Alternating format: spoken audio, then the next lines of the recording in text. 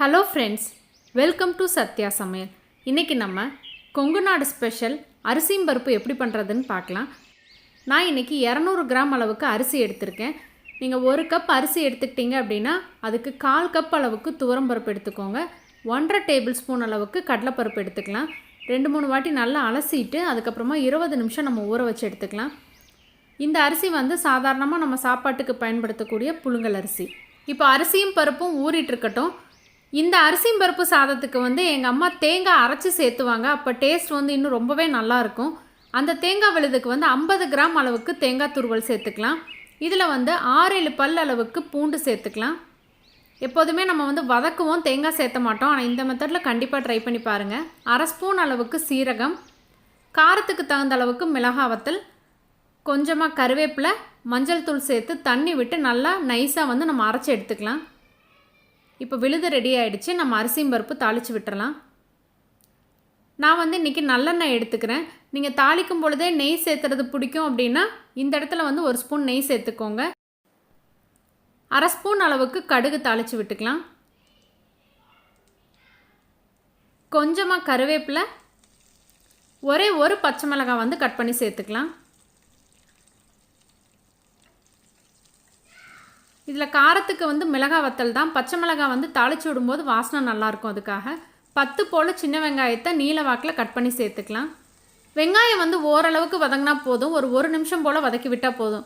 மொத்தமாகவே நீங்கள் இந்த அரிசி பருப்பு சாதம் செய்கிறதுக்கு 20 நிமிஷம்தான் ஆகும். இதில் மீடியம் சைஸ் அளவுள்ள ஒரு தக்காளி பழம் சேர்த்துக்கலாம். தக்காளி 1 நிமிஷம் வதங்கினதுக்கப்புறமா நம்ம அரைச்சி வச்சுருக்க தேங்காய், பூண்டு, சீரகம், மிளகாய் வத்தல், கருவேப்பிலை சேர்ந்த விழுதை இதில் சேர்த்துக்கலாம்.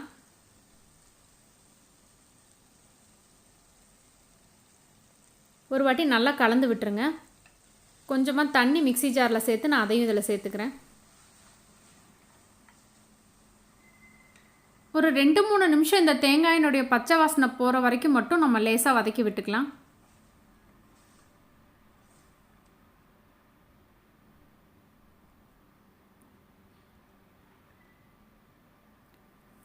கால் ஸ்பூன் அளவுக்கு பெருங்காயத்தூள் சேர்த்துக்கோங்க.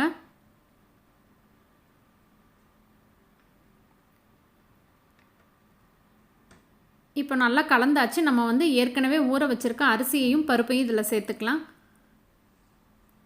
துவரம்பருப்பு கூட இந்த கடலைப்பருப்பு சேர்த்துருக்கிறதுனால துவரம்பருப்பு நல்லா வெந்துடும். கடலைப்பருப்பு அங்கங்கே நமக்கு வாய்க்கு கிடைக்கும்போது சாப்பிட்றதுக்கு ரொம்பவே டேஸ்ட்டாக இருக்கும். அதனால தான் நம்ம 1.5 ஸ்பூன் அளவுக்கு மட்டும் இதில் கடலைப்பருப்பு சேர்த்துக்கிறோம்.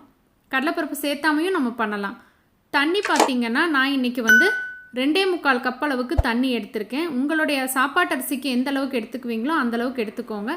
1/4 கப்பு மட்டும் நான் பருப்புக்கு தண்ணி சேர்த்துருக்கேன். தேவையான அளவுக்கு உப்பு போட்டுட்டு உப்பு செக் பண்ணி பாருங்கள். கொஞ்சமாக உப்பு கரிக்கிற மாதிரி இருக்கணும். அப்படி இருந்தது அப்படின்னா சரியாக இருக்கும். இப்போ நம்ம வெயிட் போட்டுருவோம்.